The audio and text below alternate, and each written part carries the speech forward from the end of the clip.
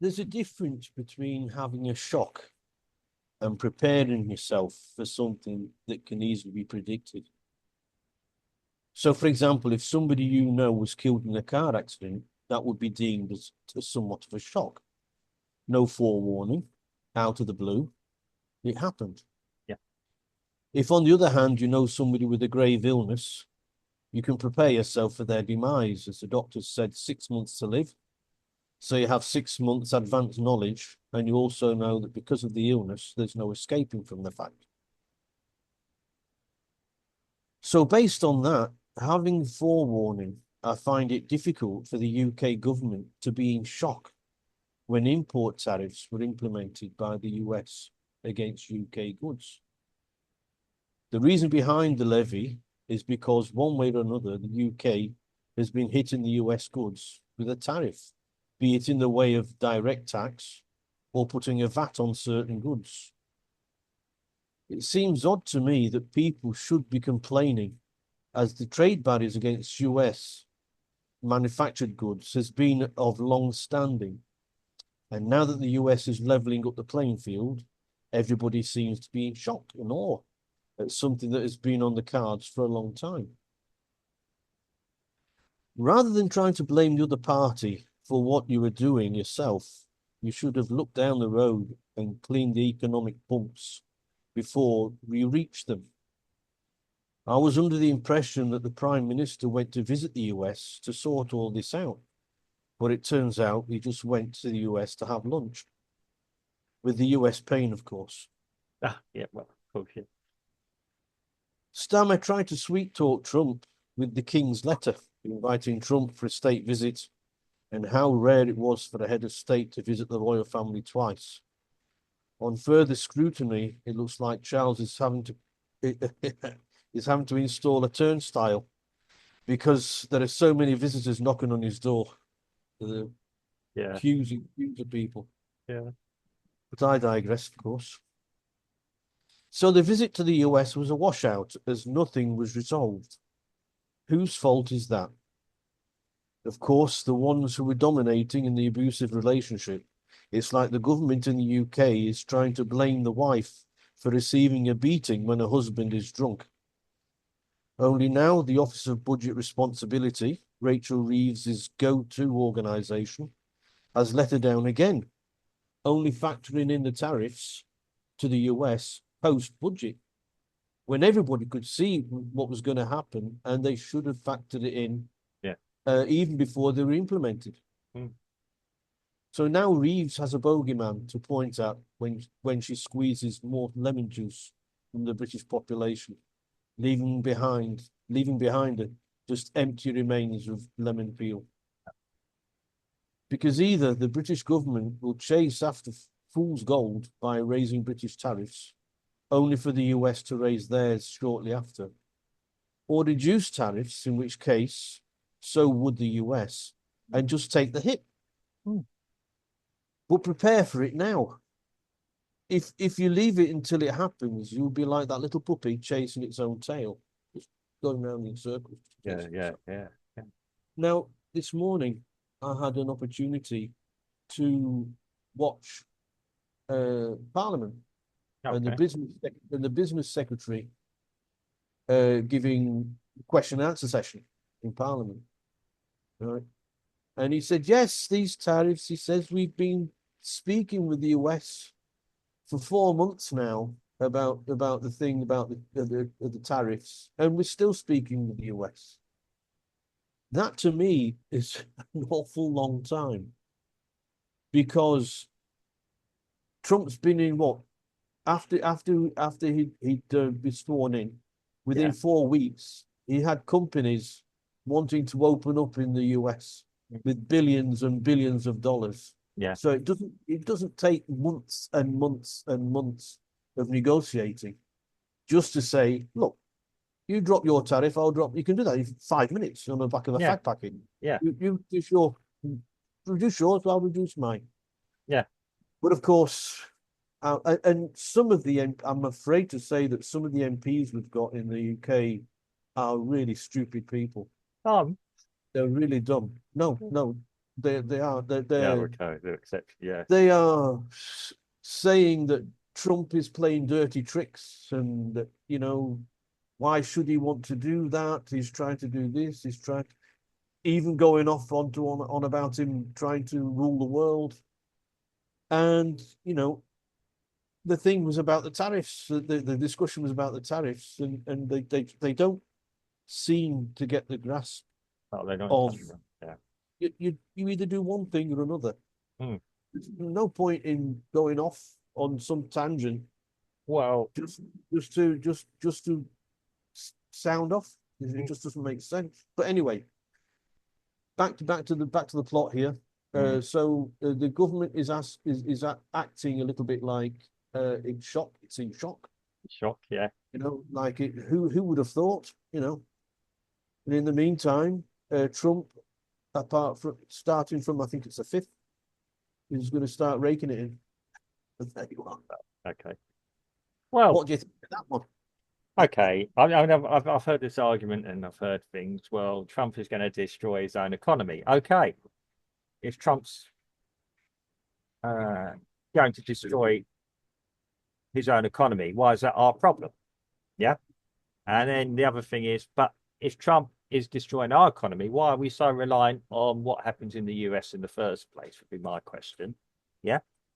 Um, yeah, and it is true. When I did a bit more research and I saw, yeah, the tariffs are basically the US has been paying for a majority of the rest of the world. Or the no, not the US taxpayer.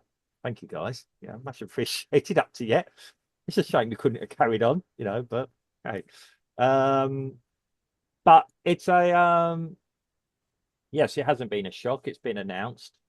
We all knew that that was cringeworthy, worthy when our the UK leader of the UK went and handed that letter to Trump unexpectedly. I'm not sure that Trump took it that seriously. He was very nice, very gentlemanly about it. We all know that Trump does like the UK. But it's not up to him. He has advisors and ideals around him. And ultimately, Trump is not driven by raw emotion, despite what people say. He's driven by the bottom line. You can argue for and against that. Okay. That, unfortunately, is what keeps us where we are. Um, as I had this conversation earlier with someone, I walked away from the conversation very politely. But it's a, because I keep saying it. Yeah, it is it's coming back of what's already been done to the US. It's saying, well, we'll do this. And Trump has been saying, and he said at the beginning of his last um, time in administration, right, the first day, I remember him saying it, we're open for business. Come and talk to us. He's a business person. I keep saying there seems to be a political elite all across Europe, stroke the world, who want to keep the status quo. And this was also in the US. Suddenly you got somebody running in the US who isn't part of this I won't use gentlemen's club because I don't consider them gentlemen. This grouping, I just used the upper term, this grouping of people, yeah, who all seem to want to keep the status quo, disregards whether it's good for us or bad for us as voters globally. I mean, yeah. Okay, there's probably companies in the US that have already laid off people because they're scared of what might be coming down the road. Again, they're probably knee jerking. Ultimately, I think Trump is a negotiator. He's not a traditional politician. That's why things happen quickly around him. Apparently, he sits at a table, and it's almost like I'm going to say the Picard meme, make it so. Yeah, you probably don't know what I'm talking about. Let's talk about Star Trek, make it so. And that tends to be Trump's style. Yeah. Somebody says, oh, I think we should do this, this, and this, Mr. President. He'll sit there and think about it, and he'll look at the figures. And yeah, he's not a great historian. He's not a great anything else. He looked at the figures, the bottom line. If we did this, Mr. President, if we did this, this, and this is what there's, he'd weigh up the good and the bad. And in business, if I was trying to explain to people, in business, sometimes you have to take a hit, even what I do for a living, yeah, in order to get something better, yeah. Potential of more work, I might take a hit now on a rate, shouldn't admit this, but I might get, if you offer me more work, if you say there's going to be more work for you later down the road. Yeah. Yeah, okay, it's promises, but yeah. And that's what you have to do sometimes. And you negotiate. And if we consider now that the world, it is a global economy. We're not globalists, but it is now the most global economy it's probably ever been, ever. Yeah. There's a scope to do that. This is why I'm against organizations like the UN and even the one we've got here for the local South American countries to a point. Yeah. Yeah. That's why I'm a little bit against, this East and West. Individual countries should be able to do things individually. I think what the countries protesting about this are worried about is, like in the UK, the budget was made without this calculation of the tariffs. If the UK reduced their tariffs so that the US wouldn't have their tariffs, the UK would lose an awful lot of money because they wouldn't be able to receive the tariffs that the US would be paying to send the goods across the UK. Okay. Because all that money goes into the public coffers. Yeah, of course it does. Yeah. So if the UK is down like a couple of £1 billion, that's gonna have they're gonna have to tighten the belt somewhere, and they might have to do a melee and get rid of half the government workers.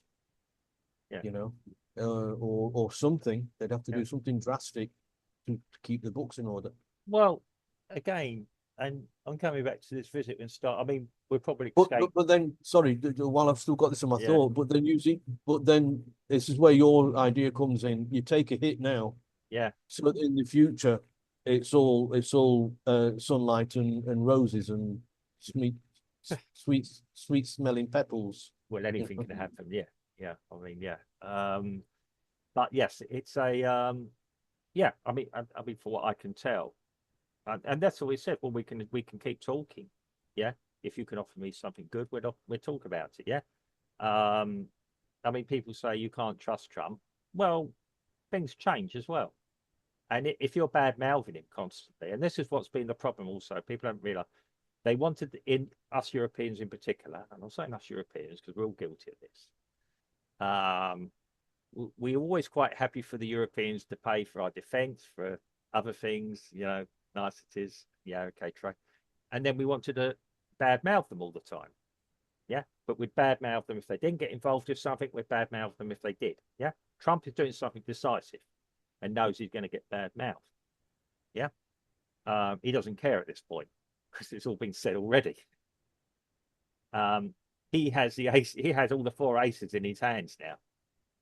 As I said to someone this morning, you've got to ask a question, okay, and it's about, oh well, Trump's going to destroy his own economy. Well, that's Trump's problem, quite frankly. If the American economy, if the people in the US suffer, they voted for Trump. Yeah, okay, whatever. I may see good, bad, everything. Yeah, I'm not an American voter. Yeah, I don't live there. I don't vote there. I would never be voting there. I can tell. They voted for it. He didn't hide it in his rhetoric leading up to being voted in by what was a considerable amount of the American population. Yeah, forgetting anything else. I mean, okay, people, you can argue the figures, this and that. He won all the swing states. He got the popular vote. That's how democracy works. Yeah. And he made it quite clear what his intentions were. And he has sweeping powers as executive powers, but he is doing what he was voted in to do. He hasn't kept anything hidden from anyone. Okay, some strategic things around the world, defense-wise, but with regards to trade, he told everyone what he was planning to do. And why weren't people talking then? Oh, yes, I know. They thought Harris was going to win. For some strange reason, everyone thought Harris was going to win. When you've got Starmer going back to 2020 and saying another term of Trump will be disastrous for the world, etc., etc., maybe that's what he was thinking of his own skin. Now he's had to go and, I'm not going to use a term that's just coming to my mind. Yeah, but yeah, he's had to be very, very nice to the person that he was saying bad things about. But Well, again, you can say it. You can say it. well, he's had to go and massage. I wouldn't say Trump's ego, almost metaphorically something else. Yeah, and that's probably why we put it down to 10%, not the 20, 25%, 20, 25% the rest of Europe have got. So again, Brexit has been proved to be quite a useful thing, which will be probably factor into Trump's thinking and his known opinions about the European Union.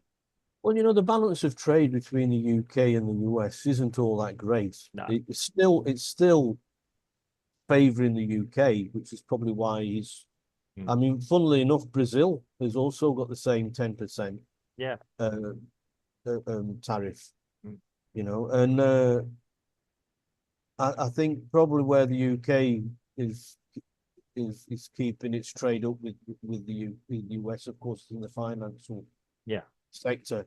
mm. You know, and it's not anything manufactured. No, What Trump is wanting is to have his manufacturing back mm. to make things. You know, to make things. To make. No, okay, he's got his Rust Belt and he's got other places that isn't quite what it was. Maybe it can't get back to that.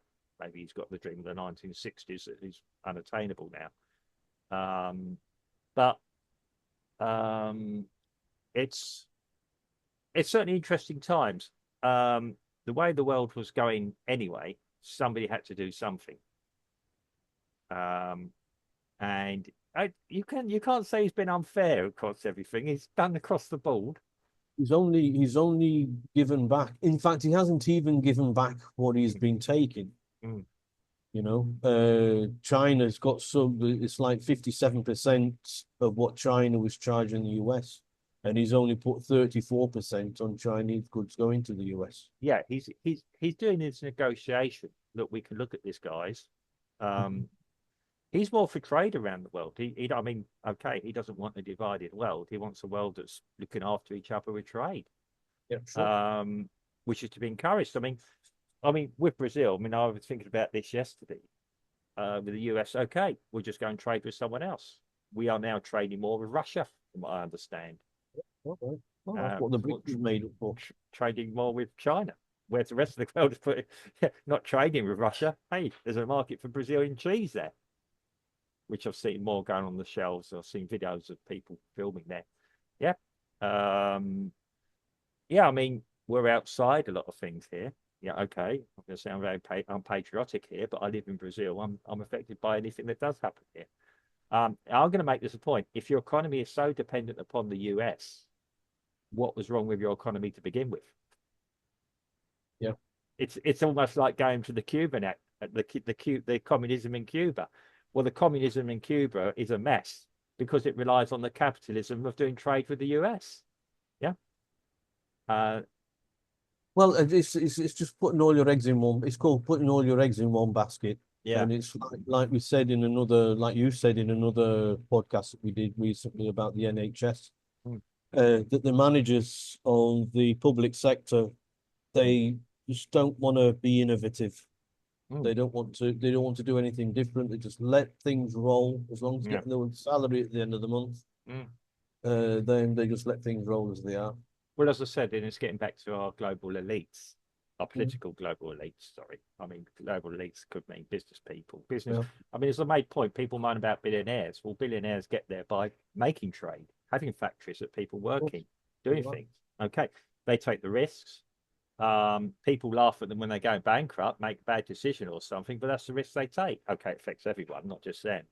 Um, yeah, I mean, if you want if you want stability, you want the appearance of everything being nice and all that, go to communism, which quite frankly is the other option.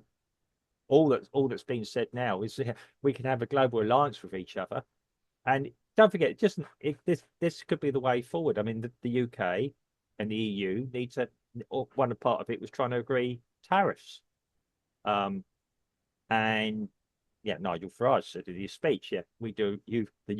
EU does a far more trade with the UK than the reverse. Yeah, yeah, yeah. Is it frustrating what happened in the UK that had the opportunity to be going around the world trying to build more alliances?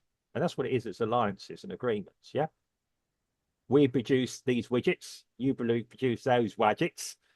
We need the widgets for the widgets. Yeah. Okay. There's a slight different cost between the widgets and the widgets. But yeah, we'll agree terms on that. Yeah. But we need the widgets to make the widgets. Yeah. Which you then buy the widgets. Yeah. Okay. I make sense. But that, to me, business is simple. You're either doing good business or you're not. Um, Trump has looked at the balance, and also doing business around the world encourages peace. Yeah. Why would you want to go to war with somebody that's making and supplying you with things you need? Yeah, really. I mean, okay, we've had the extreme of that with Russia supplying gas, or fuel to Well, I Europe. mean, when they stopped the gas coming from Russia, I mean, Yeah, they shot themselves in the foot because Germany's gone under. yeah. They're thinking about having a trillion euro self-imposed loan, which is not gonna resolve anything. It's just gonna put them in debt. Well, this is it. Yeah, and it's bad timing actually. I suppose that Trump has come along the one he did, but that's not Trump's fault, you know. Give them another good kick in. Yeah. Well, you're already down. You gave me a kick in this. Yeah, yeah. This is what it really feels like. Do you think I really care? Um, I mean, I don't think he doesn't care, and I mean, he wants to do the best for the US and wants to make sure trade is the best thing for the US. It's a consumer country.